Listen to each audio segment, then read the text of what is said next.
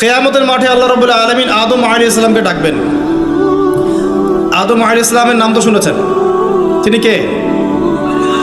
আদি পিতা। তাকে কি কারণে সম্মানিত করা হয়েছিল বলেন?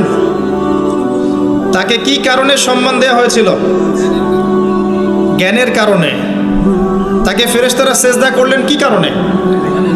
শারীরিক গঠনের কারণে, শক্তির কারণে, জ্ঞানের কারণে। এই জ্ঞান এখন আমাদের মধ্যে চরম অভাব।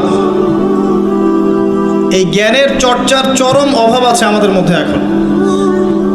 আমরা জ্ঞান চর্চা করতে চাই না। আমরা স্লোগান দিতে চাই যে আল কোরআনের আলো ঘরে ঘরে জ্বালো, কিন্তু প্রত্যেকটা ঘরে একটা করে কোরআনের হাফেজ নাই। এমনকি প্রত্যেকটা ঘরে একটা করে মানুষও পাওয়া যাবে কিনা যারা কোরআন বিশুদ্ধ করে তেলাওয়াত করতে পারে। তবে একটা কথা বারবার বলি যে এইসব আইওয়াশ শোডাউন দিয়ে ইসলামের কোনো কল্যাণ নাই। ইসলামের কল্যাণ কনস্ট্রাকটিভ কাজ করতে হবে। প্রথমে জ্ঞান চর্চা করতে হবে, ক্লাসিক্যাল সাবজেক্টগুলো পড়তে হবে। ফর এক্সাম্পল কোরআন, অ্যারাবিক সাহিত্য, ফর এক্সাম্পল হাদিস, রাসূলের জীবনী সাল্লাল্লাহু আলাইহি ওয়াসাল্লাম, ফর এক্সাম্পল সিরাত, ইসলামের হিস্ট্রি, ইসলামিক ইকোনমিক্স, জিওপলিটিক্স, এবং আপনি যেখানে পড়ছেন সায়েন্স, আর্টস, কমার্স, এগুলো পড়বেন।